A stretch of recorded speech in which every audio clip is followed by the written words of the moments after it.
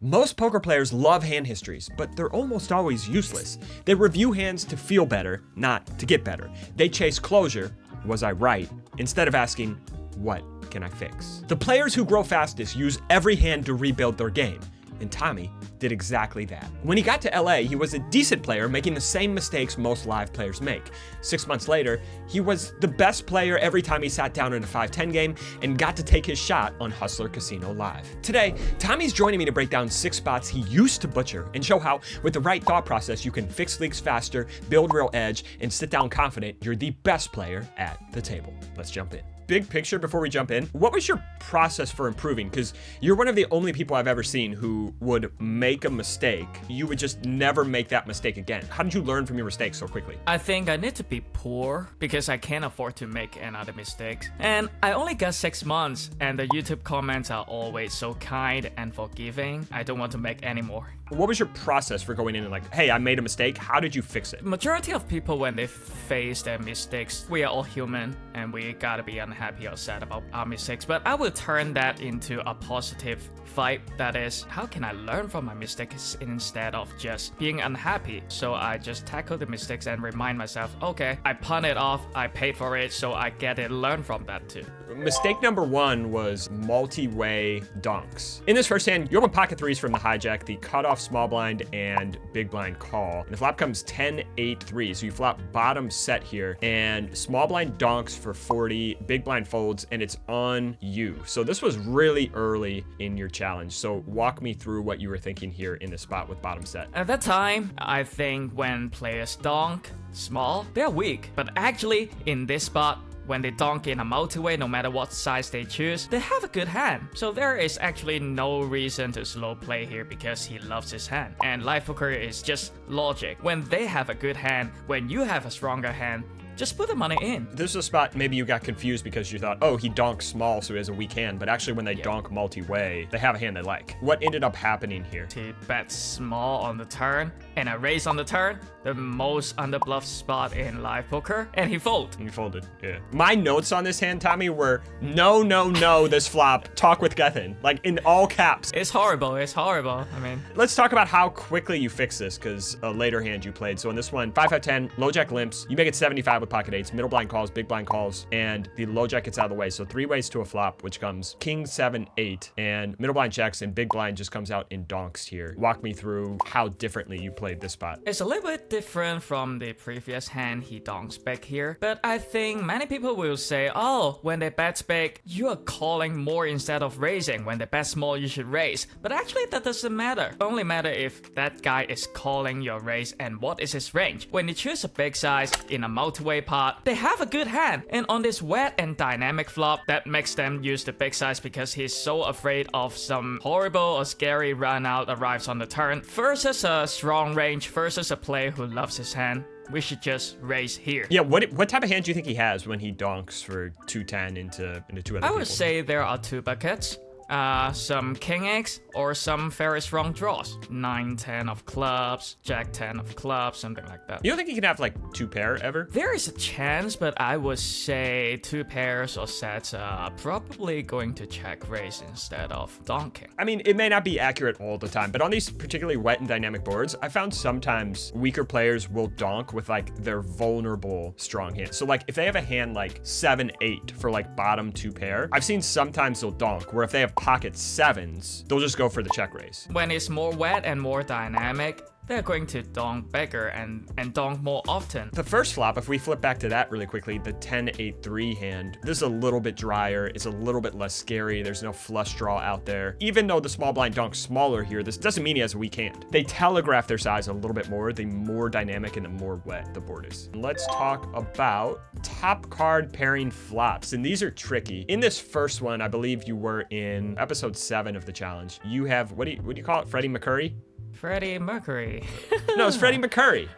Freddie McCurry. Yeah, people love Freddie McCurry. All right, so you have Freddie McCurry. You make it $40 in the hijack. The middle blind calls. And 8-8-5, he checks. You go half pot. He calls. Now on the turn is a 6 of clubs. He checks, and you decide to overbet here. So what were you thinking here when you decided to overbet? I was thinking because he didn't raise the flop, he may not have many of trips, and I can find a lot of really inelastic combo draws, some nut flush draws, that portion of his range, so I go for the overbet. But actually, I realized, when it's a top card pairing board, 8x is not always raising, and the inelastic portion of his range is not that many, so his range on the turn is either very strong or very weak. Yeah, so let's walk through that in this next hand, because the next one you have ace 8. You open here in the low jack. Small blind calls, so we're heads up. You actually flop top trips here. You go half pot on the flop again. And now on the turn on a king of clubs, bringing a backdoor flush draw, you decide to go small here on the turn. So walk me through like what changed. I'm sure here it's not just the strength of your hand, right? It's about their range. When they call on the flop, they got a lot of under pairs. I really hate for those under pairs to fold, and if he happens to have an 8, when we bet a small size on the turn, he will start check raise if he wants to slow play on the flop. We got the value from under pairs, from king x, and also from trip 8. We're not losing any value, but if we bet big on the turn, when a king arrives, they're going to fold their under pairs. They're going to fold their pocket 9s, pocket 7s, pocket 6s. Really good point. And a lot of their range here on this 8-8-3 king board is hands like you talked about, pocket 7s, pocket 6s, ace 3, stuff like that. And the king comes and that stuff shrivels up in value. They do have a hand like 7-8. A lot of times they'll trap one street, especially when the board is a little bit drier, a little bit less dynamic. They'll trap one street, but the smaller we bet, the more likely they are to start fast playing. We flip back to this first one here, and I think the problem with this overbet here on the turn is you're really only targeting hands like pocket 7s, 6-7. I mean, they may not be calling, actually. Yeah, they may not be calling even, because like the board is paired and recreational players become a lot more elastic, meaning they become a lot more price sensitive when the board is paired, when they have draws, because they're worried that if they get there with a draw, they're not going to know what to do. And recreational players let fear guide their decisions. It's a fear of having to make a decision, and they like to call with draws because if they get there, they know exactly what to do. They know exactly where they're at. But when the board is paired and they have a draw, they don't want to face a huge decision on the river where they're not sure, even if they get there, that they're not going to know what to do, right? A mistake that a lot of more inexperienced players make is they try to choose the size that will get their opponent to fold the draws. That is using fear to guide our decisions because we're afraid that our opponent will get there with our draws. Instead, we should be more worried about which play will allow us to generate the maximum amount of expected value against our opponent's range. Tommy, you're very good about not using fear to guide your decisions. Bluffing as the pre-flop caller. So in this one, you are in the middle blind with king 8 offsuit. I'm not sure. How does this become a hand, Tommy? We're in a live stream. Oh, you're in a live stream. Okay. I'm in the middle blind. Okay, so you limp. Big blind makes it 120. And you decide king 8 is a good enough hand to call. Yep, not a good enough hand to raise. I don't know if this is a good enough hand to call, Tommy. Whatever. We'll proceed. Because if you just folded here, we wouldn't have an interesting hand. But yeah, we should fold pre-flop. But whatever, it's a stream game. You play more hands in stream game. If you weren't on stream, would you fold this hand? Yeah. Okay, 9-8 deuce with 3 spades. You check, he goes 200. You've got middle pair, wide versus wide spot, so you call. Turns a deuce, it goes check, check. River's an ace of hearts, and you check, and now he goes 500. So walk me through your thoughts. Honestly, what I was thinking is, oh, he must have hit his ace. That's it. I was just thinking about calling or folding, and I didn't think about his whole range. What does he have? What if we raise? What if we put all the money in? How will he react? I didn't think of all of those. One of the questions I always like to ask on these rivers is, if you did have a hand like ace deuce, what size would you check raise to? When we are not check raising all in, we can bluff all in all the time, actually. Explain that. Explain that for the people in the back. If we have a hand that we can go all in for value, it's not a good spot to bluff because for our value hand, we want to go all in. But as in first, if we have a value hand but we don't want to go all in because our opponent's range is not that strong enough to call off an all in, or we are afraid that he will be folding, that's the spot we want to go for our bluff with an all in size. Another way I like to look at the spot is like, what's the best hand he has after he bets the flop and then checks back the turn? Ace X can have aces sometimes, but he doesn't have a flush. A lot of ace X. Why can't he have a hand like king queen of spades? Because he checked the turn. Why can't he have a hand like pocket 9s? Yeah, because he checked the turn also. Those hands would just keep betting, right? Especially in position deep. He flips over ace jack, right? Okay. You have ace deuce. What size are you check raising to? I think ace jack is may even fold to 1.5k. I don't want to go too big here. So if you did have a hand like ace deuce on this river, you would check raise small because you think his range is most likely just going to fold if you go all in all the time. Yes. So what should we do with our bluff on this river? All in. Let's see how you learn from this. You have pocket eights, button opens, you call in the big blind, 9-9-7 goes check check, turns an ace, you check, he checks back, a river's a king, you check, he goes 35, and you decide to turn pocket eights into a bluff. Talk about this one. Because it checked back the flop and the turn, first of all, he got no 9x. He can have some weak a6 checking back the turn and value bet the river, but most of his range on the river when he bets small or even bet big is gonna be a6 and king x because he checked back the flop and the turn. If I have a 9 here, how much would I raise to when I face a $35 bet? I may only raise to somewhere like 250 to 300. So for my pocket X here, when my target is to fold out a6 and king x, I can go as large as possible because I don't think there is break walls. But you have pocket eights here. You've got a hand with pretty good showdown value. Aren't you too high up in your range to turn this into a bluff? Maybe I'm too high, but... No! It doesn't matter! It doesn't matter, Tommy! What's the best hand this guy can ever have? Okay, let me say it. Yeah. Alright, let's say he's bluffing. He's bluffing with hands like queen, jack. If we call, let's say we're winning 60% of the time. But if we put in a big raise here that we are so confident that he's not calling, we're winning 99% of the time. Yeah, why are you so confident we're winning 99% of the time? What's the best hand he has here when he takes this line? Ace 10, ace 5, ace 6. And are those hands ever calling 535 on this river? Never, unless he is high. And a lot of people will say here, Well, I don't know, like he may call if he has ace jack here on this river if we check raise. and to that, I would say, okay, if you did have a hand like king 9 here, would you check raise to 535? And most people would say no. No, I wouldn't check raise to 535. And I'd say, why? And they'd say, Well, because he would fold ace x. and I would say, oh, there you go.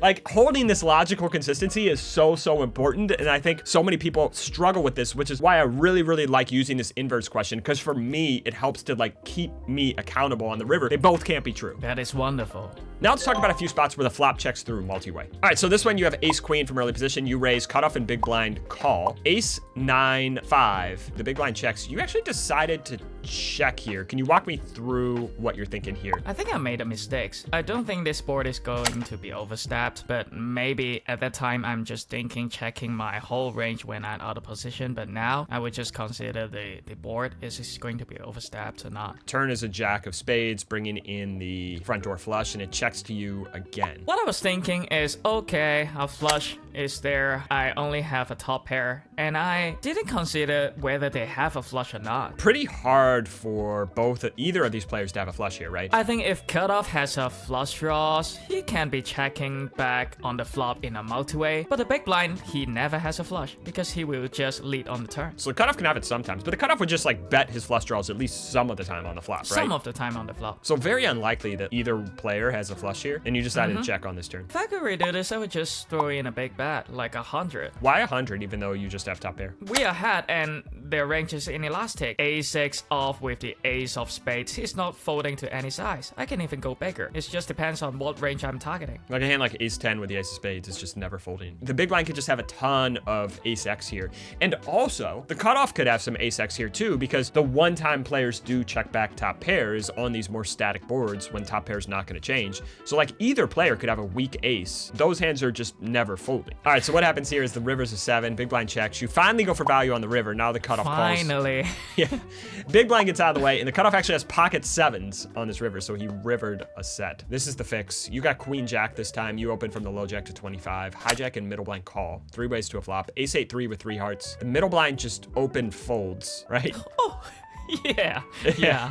You and the hijack check. Turn is a 9, and walk me through what you were thinking on this turn now. What is hijack range? He doesn't have no flush when he checked back the flop. So now I would like to target ace x, some inelastic draw like king x with the king of hearts or queen x with the queen of hearts to call. So I'm value betting with my queen high on the turn. You're value betting because you know he's just going to fold a lot on the river. Yes. Why do you think they just don't have flushes or sets here? I think if he had sets, he may put in a small bet because we checked to him on a monotone board. He still want to put in the money because he will afraid another heart comes on the turn. So I don't think he has a set. He can be checking sometimes here with the nut flush, but for the lower flush, I've seen them bet all day Why do you think the nut flush is like the one hand that sometimes traps? because it's invulnerable. This word is hard. Can you teach me a bit? Invulnerable. Okay. Invulnerable. Invulnerable. That's it. Yeah, that's it. Perfect. You go 125, he calls, river's a deuce, and now you decide to go with the big boy bet. Walk me through this one. So on the turn, when he call a big bet, his range is like a6 or king x with the king of hearts, queen x with the queen of hearts. And there is no brick walls. He got no set, he got no flush. So I'm just choosing a size to fold out a6 or two pairs. What size would you go on this river if you had king 5 of hearts? I would go pot, targeting a6 or two pairs. That inverse question is pretty good, isn't it? All right, let's talk about the next spot, which is kind of tricky. It's when you check back the turn with showdown value, and then a flush draw or some type of draw completing card comes in on the river. You got ace jack of spades, you open to 30 from the button, big blind calls, 6-5 deuce. You go small, he calls, turns 10 of clubs, and you decide to check back here. We got some showdown values against his drawing portion or two overs. So I like to check back because his misdraws will bet small on the river and his strong hands will bet big on the river and I can just play perfectly. And on the river, there's a 9 of hearts completing the frontal flush and he checks. We have showdown value on the turn as we thought against some draws, but when they didn't bluff or when the draw completes on the river and they didn't bet, they have a made hand. We don't have showdown value actually. Yeah, because if they did float the flop with a hand like king queen or something like that, right? Like what are they going to do on this river?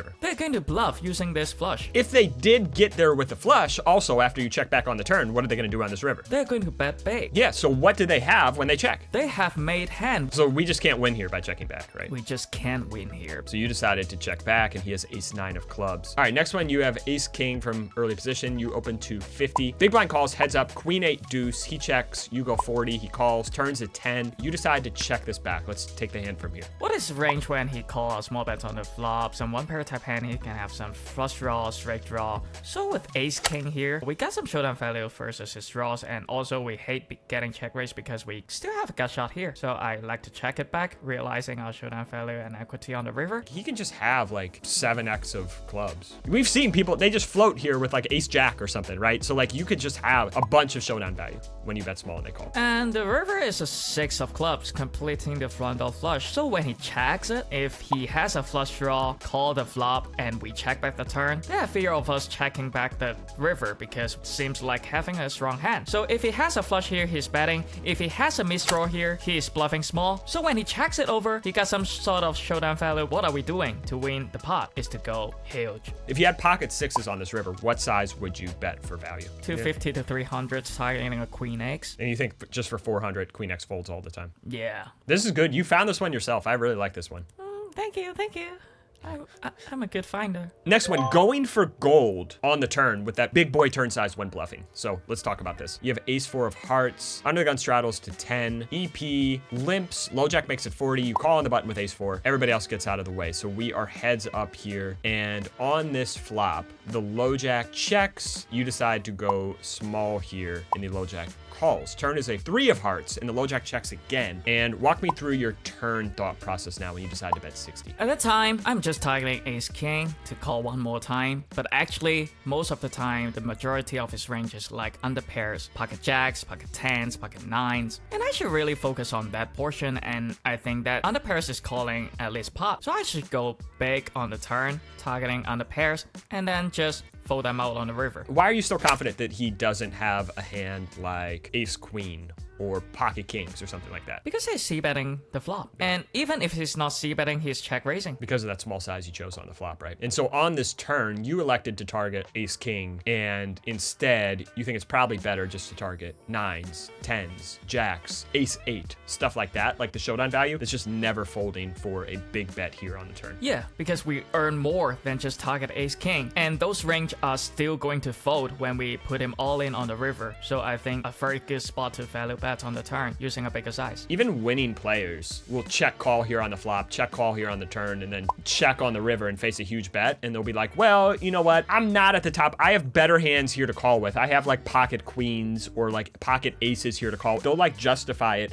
when like those hands just never play this way. You're just getting a range fold here. What actually ends up happening on the river, you make a pair and you decide to check it back. He shows ace king and you actually win this one. With the turn size you chose, I think the river decision is good, just checking back. And the other problem is with like going small in the turn. I'm not sure you're gonna be able to tell a compelling story to get pocket jacks to fold. You haven't made him scared getting to this river. And like if pocket jacks get here, like you may get heroed because the pot's so small. All right, let's see how you flipped it about 10 weeks later. So this time you have king queen and under the gun limps, EP goes 30. You 3-bet to 100 in the cutoff and the EP player calls. So heads up, 9-7-3, he checks, you go 1/3 pot, he calls. Turn is a 4 of spades, he checks. You go for the big boy bet, 450. Talk about this one. I'm targeting 9x, pocket 10s, pocket 8s. Actually, he got a lot of inelastic hands. Jack 10 of clubs, ace 5, ace deuce of clubs, and those hands is not folding to a big size, even if they're drawing on the turn. Even when we have king high here, I would like to choose a size that make 9x and combo draws to call. You just have like pocket jacks here, right? Like pocket 10s, and like those hands are never pocket folding 10s. either. When the board's not paired, middle pair plus a straight draw, like I don't think a hand like that folds. I didn't go crazy on the turn. I didn't bet like 550 or 500 because I need to leave myself enough behind on the river to fold out pocket 10s or pocket jacks because I think this player is capable of folding pocket jacks here. Then the river's a 3 pairing the board, and now he checks it over to you, and you decide to go really small here, just 200 into 1250. So what changed here on this river, and why did you decide to pull an audible? They get more sticky when the board is paired on the river. So my plan is going to change because I don't think pocket 10s, pocket jacks is folding if I go all in here, or even 9x. And I choose to use a very small size to just fold out hands like ace 5, ace deuce, ace 10 of clubs, and that's it. I'm just folding better draws. Yeah, why do you think the board pairing? Because we talked about when the board pairs, recreational players get more price sensitive with their draws on flops and turns specifically. But like when the board pairs on rivers, they get more price insensitive with their made hand. Actually, I don't have a clue. Let me tell you my theory. I think it's now they think, maybe not on a 3, but on a 9 or a 7 specifically. Maybe not on a, maybe the 3 is a little different here. But they start thinking, if I had pocket aces here, I wouldn't go all in because this is a scary card. My opponent can have trips. I lose to trips. They start thinking when the board pairs, when you start putting in a lot of money, that you have a full house or nothing because they would never value bet thin. When the board does not pair, like if the river's an offsuit deuce or something, it doesn't look as scary. Like they would still bet big on this river with aces or kings or whatever. You think they think that deep? I'm trying, Tommy. I don't know. Actually, I think for more recreational players, just the fact that they have a 2-pair now. Because when they showdown, they always say 2-pair. Yeah, it may just be that simple. Now they got 2-pair instead of 1-pair. Like, I'm overthinking this shit. You're right. Maybe. So, Tommy, you're the fastest player I've ever worked with as far as fixing your own leaks, as far as fixing your own mistakes. What type of advice do you have for other players who are trying to get to where you're going, who are working on patching their own leaks? How do you become so self-aware? How do you fix things so quickly? What's your advice? Don't focus on the result. We need to go back in the process and then just dig into our brain. What were us thinking at that point to make that mistake? Definitely gonna be something missing or something that you went wrong. You find that part and pick that out and just think about it. As an example, when I'm a caller, I didn't ask myself the first question. I didn't give myself enough options. I'm just thinking about calling or folding. I didn't even consider raising. When I find out my tendency, I forgot those parts. I need to fix them. I think it's very important to face yourself, observe yourself, and find out what are you thinking at the time to make that mistakes, and then put in the effort. So when you go into a session, did you have just like one goal for that day? Like, this is the mistake I'm going to tackle today? Every time before a session, I got some goals. Like, okay, today I need to find more spots as a caller. Okay, today when they're capped on the turn, what should I do? I just keep giving myself some goals every session. And after I find success tackling my own mistakes, and it's time to go for another one. Any last advice for anybody out there brother who's trying to level up. Watch all our vlogs and enroll Hungry Horse Poker. Actually, that's the honest advice that I've ever gave. Do you think vlogging held you more accountable? Like, do you think vlogging made you better? Oh my god, yes. Because I can't be punty. I really need to think because everybody is going to watch how I play on the internet, and this really hold me accountable instead of just splashing around. Did feel that as well. You can't take a hand off. Yeah. I can't take a hand off because like I need to deliver every single hand. I need to make the best possible decision. But we are all human. I made a lot of terrible mistakes too. And I think it's a very valuable lesson for me to tackle the mistakes with all of the audience, because if they watch me, okay, this guy is repeating the same mistakes every time. They're not going to watch. They're not going to learn anything, and I need to be that guy who tackle my mistakes fast and then show us, yeah, everybody can do it because I can do it. Tackling Tommy. Tickle time Tommy. Trustworthy Tommy. I'm out of words. Libidinous Mark. That's not an alliteration. Do you know what an alliteration is? No. Is when the first letter is the same. So like Texas Tommy. Ah, okay. Okay. Oh, wow. That's how we should do it. Magical Mark. Mellow Mark. Mindful Mark. Modest Mark. Muscular Mark.